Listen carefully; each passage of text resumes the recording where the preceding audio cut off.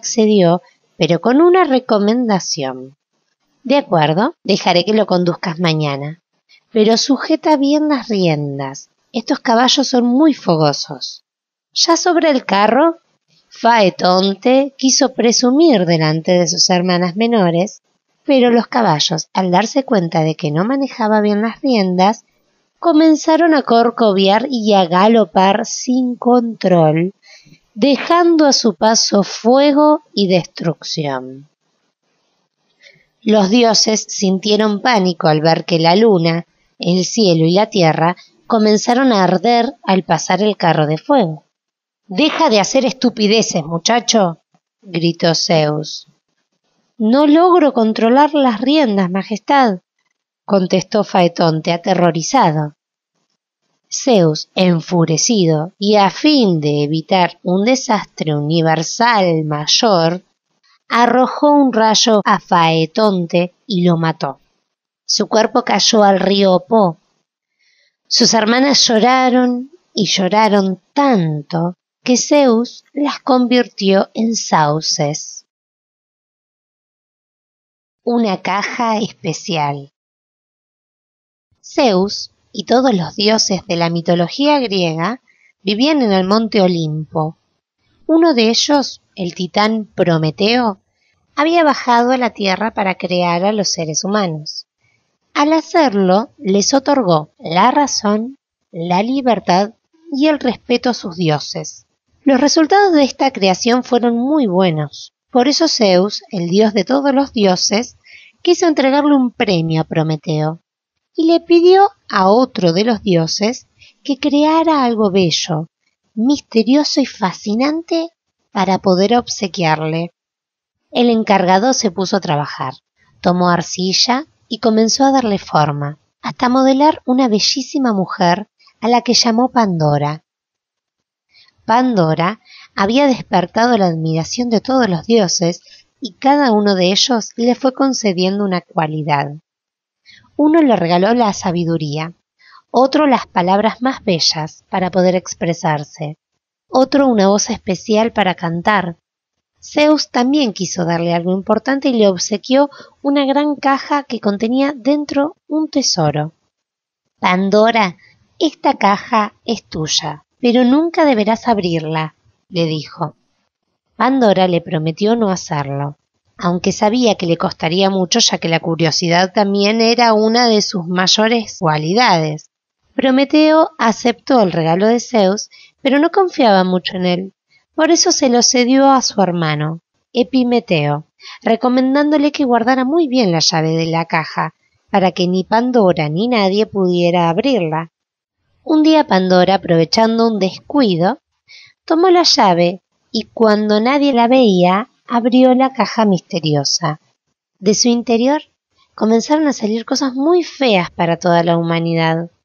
El odio, la violencia, las guerras, la pobreza. Pandora, al ver el grave error que había cometido, quiso remediarlo rápidamente e intentó cerrarla, pero ya era tarde. Solo consiguió dejar adentro la esperanza, que por suerte ayuda a los hombres a combatir los males de la tierra y a creer que algún día el mundo puede mejorar. Narciso el Hermoso. Cuando Narciso nació, sus padres visitaron el oráculo para saber el futuro que le aguardaba a su hijo. Allí conocieron la profecía para el recién nacido. Vivirá hasta muy viejo, siempre y cuando no se conozca a sí mismo. Los padres no comprendieron lo que el oráculo les había dicho y por eso se fueron despreocupados. Narciso creció y se convirtió en un hermoso adolescente. Su cuerpo fuerte y sus mejillas rozagantes enamoraron a muchas jóvenes, pero Narciso no las escuchó. Un día, mientras cazaba por el bosque, oyó pasos que lo seguían. Se trataba de la ninfa Eco, quien al verlo se sintió cautivada por la belleza del joven. Eco había sido una ninfa parlanchina que entretenía a todos con su conversación. Una vez que Zeus se encontraba divirtiéndose con las ninfas, apareció Hera, su celosísima esposa. Para posibilitar la huida de sus compañeras antes de que la diosa reaccionara, Eco le habló y le habló hasta marearla. Cuando la diosa comprendió el engaño, la maldijo. Eco, ya no volverás a hablar. Desde hoy estarás condenada a repetir lo que otros digan. Así, la ninfa seguía por el bosque a Narciso sin poder hablarle del amor que sentía. Narciso preguntó intrigado: ¿Hay alguien aquí? Aquí, respondió Eco. No te escondas, acércate, quiero que estemos juntos, continuó Narciso. Estemos juntos, repitió Eco, y salió de entre el follaje con los brazos extendidos para abrazarlo. Sin embargo, apenas la vio, el soberbio joven retrocedió y se burló sin piedad. Prefiero morirme a besarte. Besarte, besarte, rogaba Eco, pero Narciso ya se había marchado. La despreciada ninfa se retiró a vivir en las montañas. La tristeza la consumió, y de ella solo quedó su voz. Por su parte, Narciso continuó despreciando a todas sus enamoradas. Hubo una que, enfurecida por el trato que había recibido, invocó a Némesis, la diosa de la venganza. Némesis condujo a Narciso a una fuente de aguas transparentes que había en el bosque. El joven se sintió agotado y se recostó junto a la fuente. Quiso calmar su sed y al inclinarse vio reflejada su propia imagen. Creyendo que se trataba del espíritu de la fuente, se enamoró de la belleza que contemplaba. Pasó el tiempo y el amor lo retenía allí. Sus rosadas mejillas se volvieron amarillentas, su cuerpo fue perdiendo vigor. «¡Sal del agua!», suspiraba Narciso. «No te comprendo, me sonríes cuando te sonrío. Abandona la fuente para que podamos estar juntos». Así languidecía junto al agua que le servía de espejo. Finalmente comprendió lo que ocurría. «Es que soy yo. Es mi imagen la que veo en las aguas. Amo a un imposible. Nunca podré curar este dolor que me quita la vida». Al tiempo, el joven murió, y en el lugar donde había permanecido junto a la fuente brotó una bella flor amarilla a la que llamaron Narciso. Las rosas del rey Midas. El rey Midas, un monarca de oro, gobernaba a los fridos en Macedonia y fue quien plantó el primer jardín de rosas del mundo, del que cuidaba celosamente para que nadie estropeara la hermosa maravilla que había conseguido crear. Poseía raras y fragantes rosas de 70 pétalos, suaves como el terciopelo. Una mañana sus jardineros se quejaron, contándole que un viejo borracho se había enredado en el mejor rosal del jardín. El rey les ordenó que llevasen de inmediato ante su presencia a semejante atrevido. El viejo resultó ser Sileno, una divinidad o genio, dueño de una gran sabiduría, que había educado en su juventud a Dioniso, el dios del vino, y las celebraciones, con quien había hecho un viaje de ida y vuelta a la India tiempo atrás. Sileno, ya frente al rey, desprendió como por encanto las ligaduras que ataban sus manos y comenzó a contarle a Midas durante 5 días y 5 noches maravillas de aquel viaje. Y éste, encantado con su inteligencia y las cosas que le había enseñado, lo devolvió sano y salvo a Dioniso. En agradecimiento, Dioniso prometió concederle a Midas el deseo que él formulase. Así fue que Midas le pidió el poder mágico de transformar todo lo que tocase en oro. Dioniso le advirtió que él ya tenía todo el oro que un hombre pueda desear, a lo que el codicioso rey respondió que nunca se tiene suficiente cantidad de oro. El dios le concedió el deseo y al principio fue muy divertido para Midas, ya que podía hacer que rosas, ruiseñores y el jardín completo se convirtieran en oro. Pero un día, sin querer, transformó hasta a su propia hija en estatua de oro.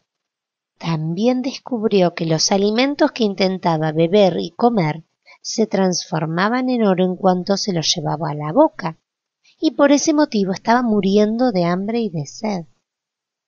Los sirvientes sentían pena por él, pero no se atrevían a acercársele por temor a quedar convertidos en oro ellos también.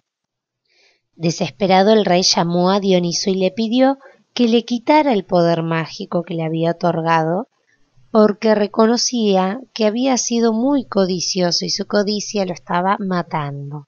Sí, has sido codicioso y tonto, replicó Dioniso, pero has aprendido de tu error y voy a perdonarte.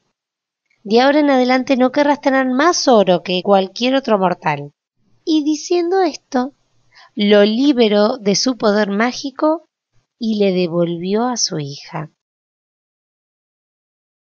Haces de dos mundos.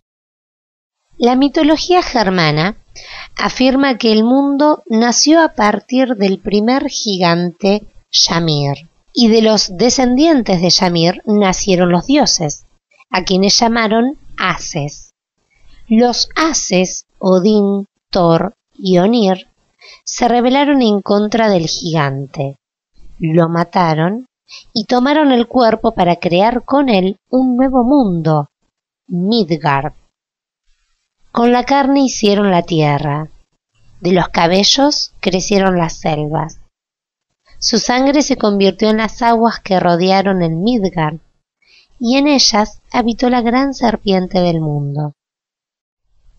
Los gusanos que salieron de su carne en descomposición se transformaron en enanos que vivían dentro de las montañas.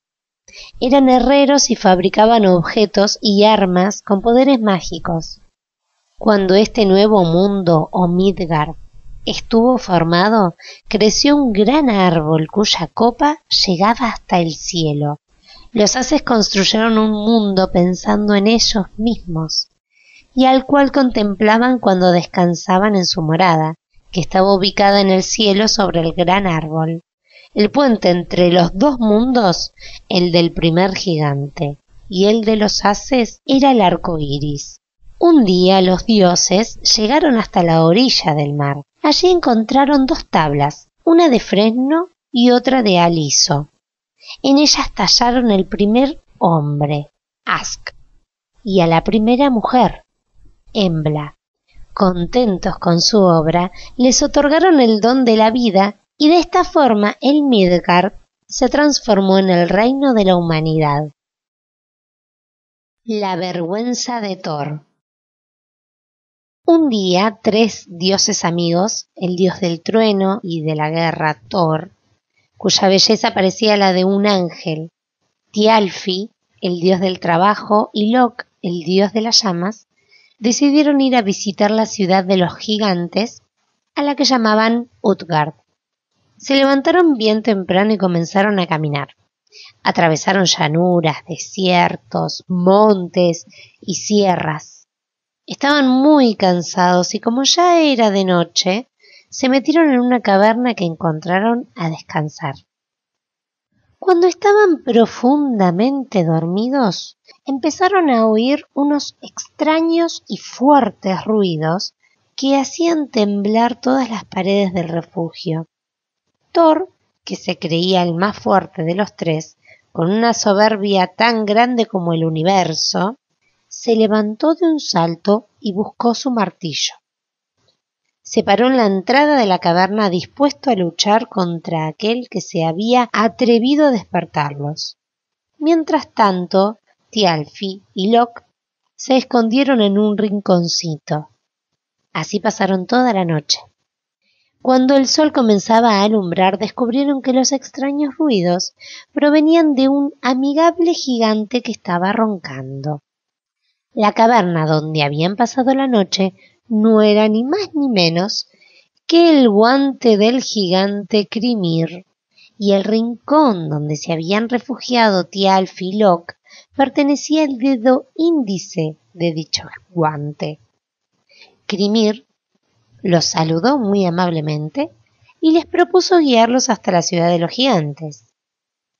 Los tres dioses aceptaron, aunque Thor no estaba muy convencido y no dejaba de mirarlo con sus ojos azules, semejantes a un zafiro. Por eso esperó al anochecer y cuando el gigante se durmió, con su maza le dio un tremendo golpe en la cara. Pero el gigante apenas se despertó y mientras se frotaba la mejilla dijo: ¿Se ha caído una hoja? Thor no se resignó y cuando estaba nuevamente dormido le dio un golpe un poco más fuerte que el anterior.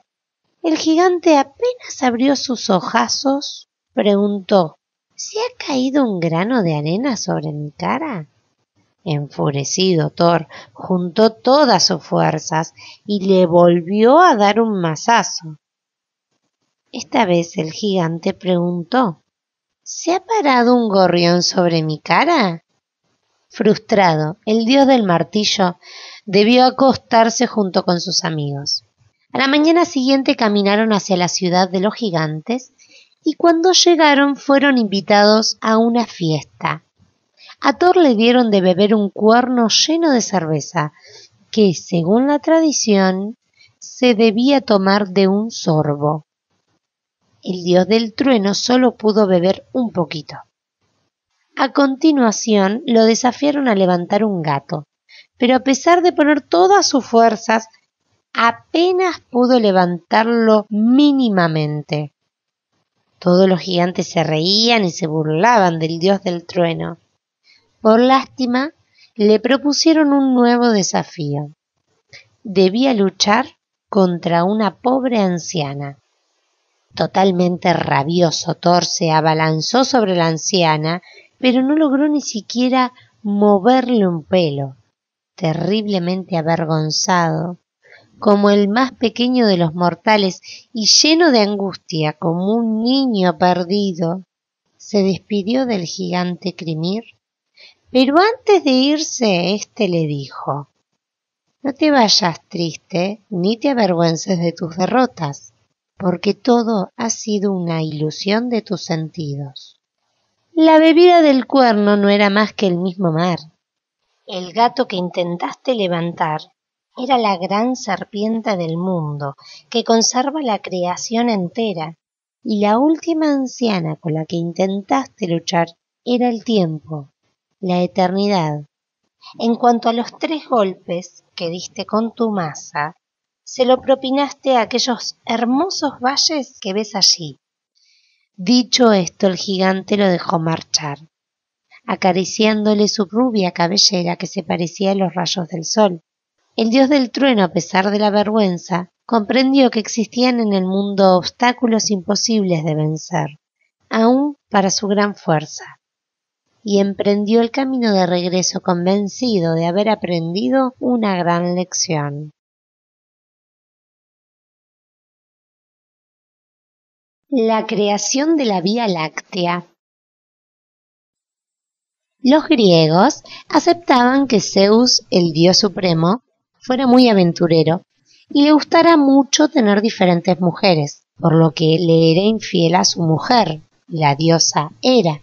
Cierta vez se enamoró de Alcmena, una hermosa tebana, y aprovechando la ausencia de su marido, tomó la apariencia de éste y se unió a ella, con la intención de engendrar un hijo que sería el más poderoso de los mortales, el que fue llamado Heracles por los griegos y Hércules por los romanos.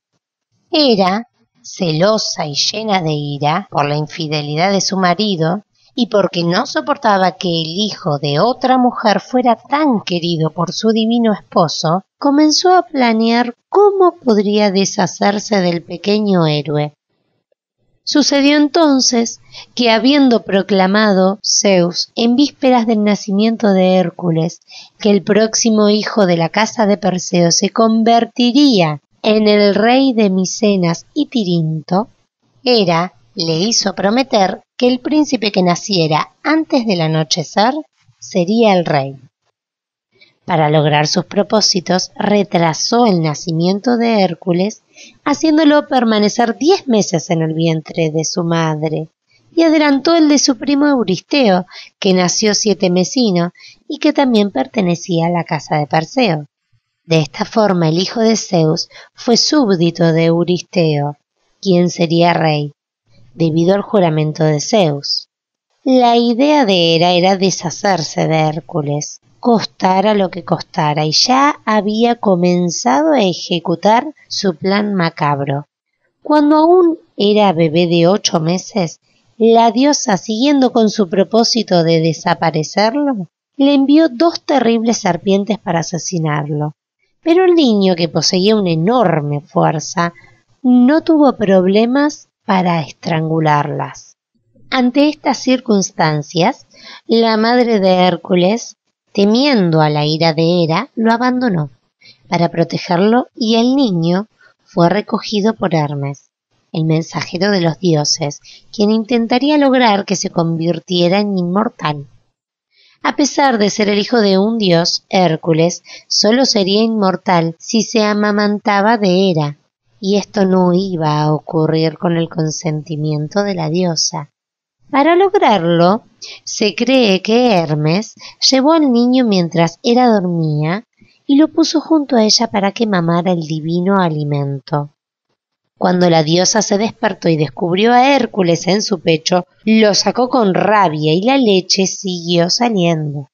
Se esparció por el universo y formó la Vía Láctea. Otra versión indica que Hera paseaba con Atenea cuando vieron un niño descansando en el campo. Atenea convenció a la esposa de Zeus de que lo alimentara con su leche divina, pues era muy hermoso. Ella accedió, y Hércules chupó la leche con tal violencia que hirió a la diosa. Hera lo apartó con fuerza, y la leche siguió fluyendo hasta que formó el camino de leche llamado Vía Láctea. Los celos y el odio de Hera por Hércules siguieron a través del tiempo, poniéndolos de manifiesto siempre y en todas las oportunidades que se le presentaban para acabar con él. Hércules, un héroe fantástico.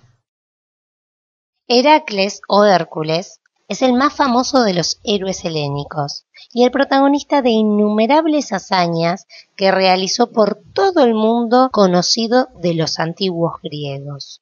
Siendo un joven, Hércules recibió la educación propia de los héroes, tuvo los mejores maestros y pronto se destacó en las artes guerreras, infalible con la jabalina y el arco.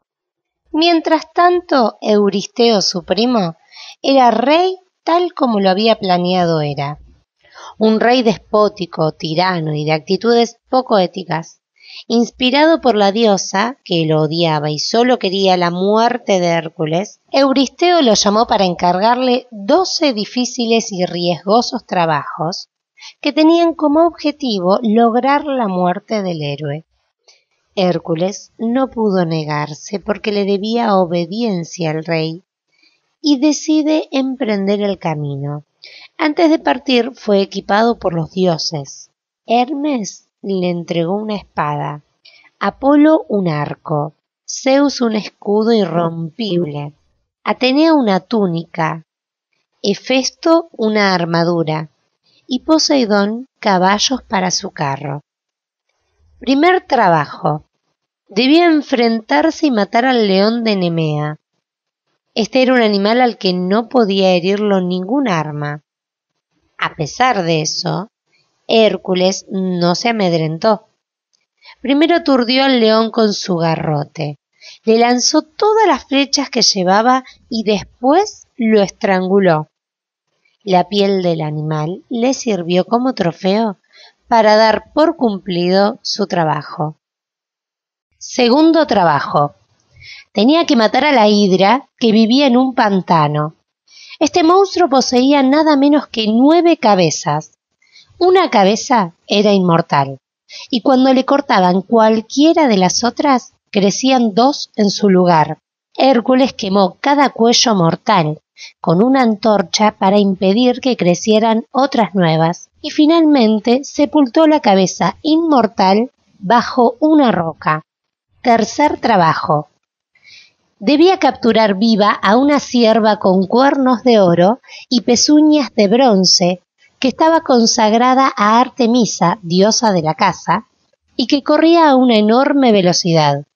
Para lograr esta hazaña, Hércules la persiguió durante 12 meses sin parar y aprovechando que el animal estaba tomando agua, le atravesó las dos patas por la piel, utilizando una flecha que hizo pasar entre el tendón y el hueso sin que se derramara su sangre.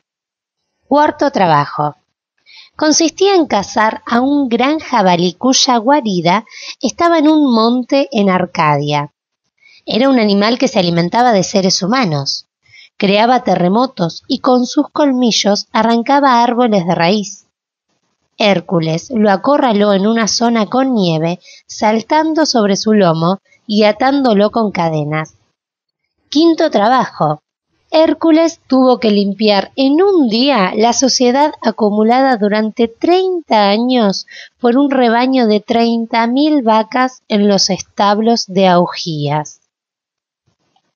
Sexto trabajo. Era espantar con sus flechas una enorme bandada de aves de picos, garras y alas de bronce que vivían junto al lago Estínfalo y atacaban a la gente del lugar, arruinando sus campos y cosechas. Séptimo trabajo. Necesitaba llevarle a Euristeo el toro de Creta, furioso animal que Poseidón, dios del mar, había enviado para aterrorizar a Creta. Despedía fuego por la nariz y causaba grandes estragos en el lugar. El héroe consiguió subir al lomo del animal y conducirlo a través del mar Egeo a Micenas. Euristeo le ofreció el hermoso animal a la diosa Hera, pero ella lo rechazó, y el rey entonces lo dejó libre. Octavo trabajo. Hércules debía capturar a 4 yeguas de Diomedes que comían carne humana y estaban atadas esperando que su dueño les diera la carne de sus huéspedes. El héroe, acompañado por un grupo de voluntarios, le quitó las yeguas. Diomedes lo persiguió, pero Hércules lo venció y le arrojó el cuerpo aún con vida a las yeguas, que lo devoraron y se volvieron mansas con él. Las ató en un carro y se las llevó a Micenas, donde el rey se las regaló a la diosa Hera. Noveno trabajo. Debía someter a las amazonas, mujeres que mataban a sus hijos y educaban a sus hijas en la lucha. Contó con la ayuda de Teseo para finalmente lograr entregar el cinturón de la reina de todas ellas a Euristeo. Décimo trabajo. Consistía en viajar a la isla de Eritia para capturar a los bueyes de Gerión, el monstruo de 3 cuerpos y de 3 cabezas. Hércules levantó 2 grandes columnas, a las que conocemos actualmente como los peñones de Gibraltar y de Ceuta, como monumentos conmemorativos de su hazaña, con lo que logró comunicar el mar Mediterráneo y el Atlántico. Le robó los bueyes, que eran custodiados noche y día por un perro de 2 cabezas. Gerión lo persiguió, pero Hércules lo mató con una de sus flechas envenenadas. 11º trabajo. Para cumplirlo tenían las manzanas de oro de las Hespérides, para lo que Atlas, dios que sostenía el mundo sobre sus espaldas y padre o tío de estas, según las diferentes versiones, tenía que ayudarlo. Hércules consiguió adormecer al dragón protector que cuidaba las frutas y que nunca dormía. Una vez logrado esto, sostuvo al mundo mientras Atlas recogía las manzanas que estaban debajo. Pero Hércules observó extrañado cómo Atlas no mostraba la más mínima intención de ocupar de nuevo su lugar, sosteniendo al mundo. Entonces le dijo que sostuviese por un momento al mundo mientras él se acomodaba. Para hacerlo, Atlas soltó las manzanas y Hércules las tomó, desapareciendo rápidamente. 12º y último trabajo. Era el más difícil y decisivo, ya que tenía que capturar al perro Cerbero, el terrible perro de Hades, que guardaba la entrada de los infiernos para asegurar que los muertos no salieran y los vivos no pudieran entrar. Poseía 3 cabezas y una cola de serpiente. Lo capturó sin ayuda de armas, como el dios del inframundo le había puesto como condición para dejarlo entrar. Cuando el héroe apareció arrastrando a Cerbero con una correa, Euristeo, terriblemente asustado, le dio las gracias por realizar los trabajos y lo liberó de ninguna otra tarea, pidiéndole por favor que devolviese la horrible bestia inmediatamente. Hércules se marchó y después de mostrar a Cerbero por todo el reino, lo devolvió a su lugar. La furia de Hera aumentaba con las hazañas de Hércules y no cesaría en su intento de matarlo.